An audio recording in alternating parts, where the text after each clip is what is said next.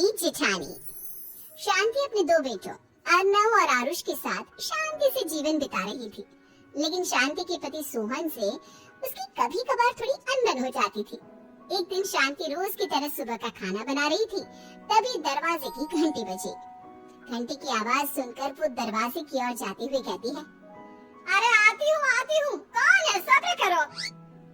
शांति दरवाजा खोलती है तो देखती है कि उसके जेठ मोहनदास सामने खड़े होते हैं। वो सक पकाकर अपना घूंघट करती है और पैर छूकर कहती है, आइए जेठ जी। कैसी हो शांति? जी मैं तो बिल्कुल ठीक हूँ, सब आपकी मेहरबानी है भाई साहब। शांति और मोहनदास की बातें सुनकर शांति का पति सोहन और उसके दोनों बेटे बाहर आ जाते हैं। अरे भैया राम राम, कैसे हो आप? राम राम भाई। अरे शांति ऐसे खड़ी खड़ी क्या देख रही हो? चाय कॉफी कुछ लेकर आओ, भैया आए। शांति तेजी से रसोई की ओर आगे बढ़ती हुई कहती है, अरे मेरी माँ, गेट खोलने के चक्कर में मेरे तो चावल ही जल गए। वो दौड़ी दौड़ी रसोई में जाती है और देखती है कि सारे चावल जल गए हैं। वो दोबारा चावल बनाने में लग जाती है। इतने में सोहन आवाज लगाता है, अरे शांति, तुम्हारे चावल का रोना खत्म हो गया हो तो चाय ले आओ। जी लाती हूँ अभी। शांति जल्दी जल्दी चाय बनाती है और मोहनदास को चाय देती है। सब एक दूसरे की खैर खबर पूछते हुए चाय पीते हैं। चाय खत्म होती ही मोहनदास शांति की ओर देखते हुए मजाक में कहते हैं, शांति, अब तुम्हारी चाय में दम नहीं रहा, अब हमें चाय बनाने वाली बदलनी पड़ेगी। ये कैसे मुमकिन होगा जेठ जी, घर और बाहर का सारा काम मुझे ही करना पड़ता है और कभी कभी जल्दी जल्दी के चक्कर में काम बिगड़ जाते हैं, जैसे आज चावल जल गए। अरे इसी का तो हल लेकर आया हूँ। मैंने रिश्ता देखा है अर्नव और आरुष के लिए। दोनों लड़कियाँ बहुत सुंदर और सुशील है। अगर आप दोनों इजाजत दें तो बात करूँ आगे। सोहन और शांति रिश्ते की बात सुनकर कहते हैं, अब ठीक है, बात चलाइए ना भैया, पर पहले लड़की के बारे में कुछ बताइए तो सही। हाँ भाई साहब, लड़की कैसी है, परिवार कैसा है, कहाँ के रहने वाले हैं?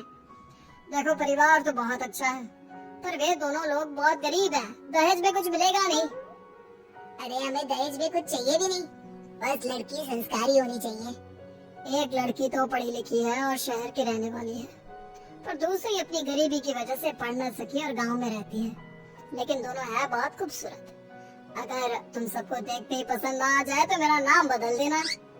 हाँ, पर तो हम आके मूंद कर भरोसा कर सकते हैं भैया। आप आगे बात चलाइए, हम शादी करने को तैयार हैं। कुछ ही दिन में अर्नव और आरुष की शादी हो जाती है। आरुष की शादी अनपढ़ लड़की मंजरी से हो जाती है, जो कि बहुत भोली भी होती है, और अर्नव की शादी पढ़ी लिखी लड़की तनुजा से हो जाती है, जो कि घमंडी और चालू होती है। एक दिन मंजरी घर की काम कर रही थी कि अचानक शांति उसे आवाज लगाती है, बड़ी बहू, ओ बड़ी बहू, मंजरी जल्दी यहाँ आओ। मंजरी जल्दी जल्दी शांति के पास जाती है। बेटा मेरे पैर दबा दे, बहुत दर्द हो रहा है। जी माँ जी, बस बर्तन धोकर आती हूँ। अरे बैठ यहाँ, मेरे पैर में बहुत तेज दर्द हो रहा है, बर्तन छोटी बहू धो लेगी।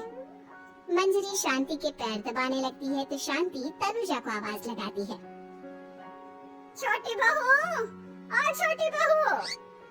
तनुजा थोड़ी देर से आराम से चलकर आती है। जी माँ जी, आपने बुलाया मुझे, आपको कोई काम था क्या? तो कुछ काम कर रही है या? शांति की बात काटते हुए तनुजा बोलती है, कुछ नहीं माँ, फोन पर अपने घर पर बात कर रही थी। अरे बाद में बात करिए अपने घर वालों से, पहले जाके बर्तन धो ले। तनुजा मुंह बनाते हुए अपनी जेठानी की ओर देखती है और मन ही मन कहती है, ये महारानी वहाँ बैठी है, ये नहीं कि बर्तन धो ले। मैंने इतनी पढ़ाई बर्तन धोने के लिए की थी क्या? तनुजा दांत पीसकर वहाँ से चली जाती है। अगले दिन सब दफ्तर चले जाते हैं, तभी डाकिया चिट्ठी लाता है।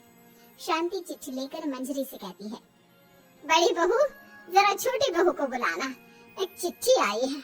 मेरी तो आंखें कमजोर है तो मुझसे पढ़ा नहीं जाएगा। मंजरी तनुजा के पास जाकर कहती है, तनुजा, तुम्हें माँ जी बुला रही हैं। मुझ पर हुक्म मत चलाओ, काम बताओ काम। अरे मैंने तुम पर कहाँ हुक्म चलाया, और हुक्म चला भी दूंगी तो क्या हुआ, तुम तो मेरी छोटी बहन की तरह हो ना।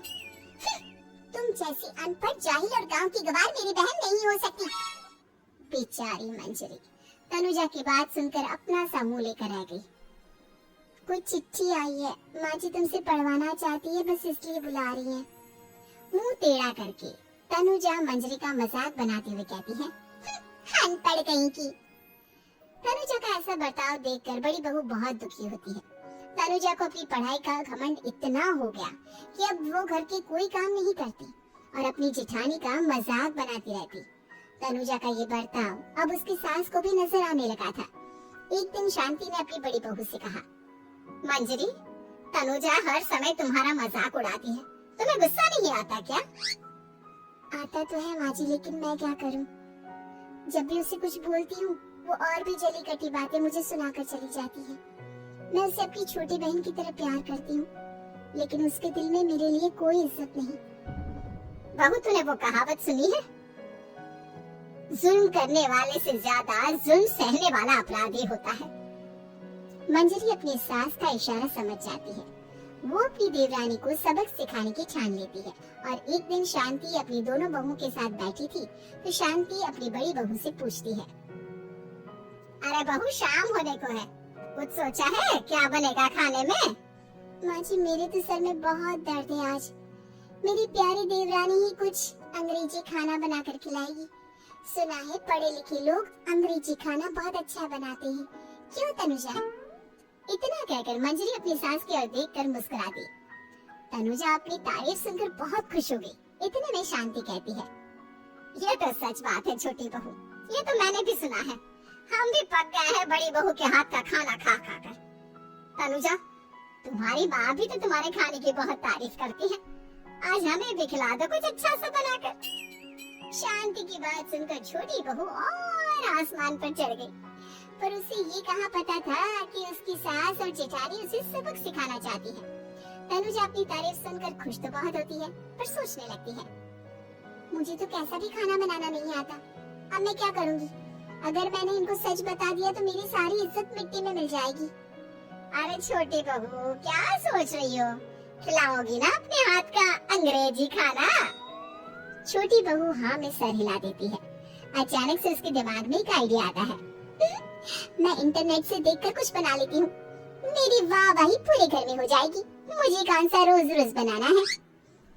माँ जी, आज आप सबको ऐसा खाना खिलाऊंगी, ऐसा खाना खिलाऊंगी कि... इतने में शांति छोटी बहू की टांग खींचते हुए कहती है कि पता नहीं कैसा खाना खिलाओगी, ए ऊपर वाले हमारी रक्षा करना। इतना बोलकर शांति और मंजरी दोनों जोर जोर से हंसने लगते हैं। अब तनुजा रसोई घर में चली जाती है और खाने की तैयारी करने लगती है, पर उसे रसोई घर की चीजों के बारे में तो कुछ नहीं पता। जैसे तैसे सारी चीजें निकालती है और इंटरनेट पर देखकर खाना बनाती है। कुछ ही देर में सब लोग घर आ जाते हैं। अरे सुनते हो, आज का खाना हमारी छोटी बहू बना रही है।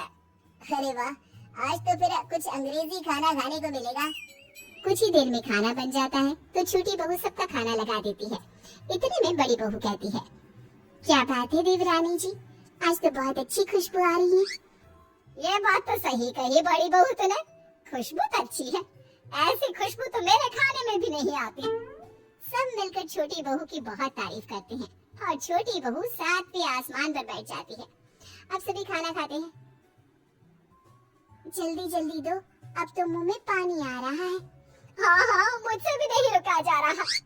जैसे ही सोहन एक निवाला खाता है तो उसकी आंखों से पानी आने लगता है।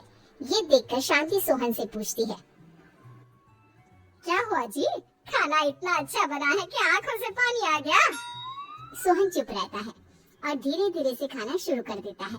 इतने में सोहन छोटी बहू से कहता है, बेटे तुम भी तो खाओ, तुम क्यों रुकी हो, खाना सच में बहुत अच्छा है। ये कहकर सोहन जोर से हंस देता है।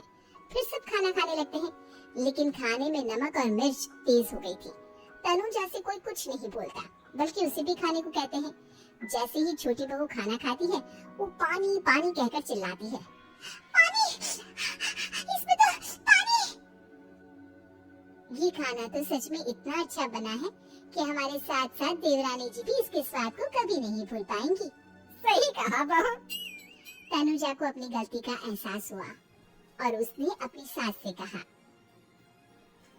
माँ जी ये मेरी गलती नहीं है, इंटरनेट पर दिखाया था कि 4 चम्मच नमक और मिर्च डालने हैं।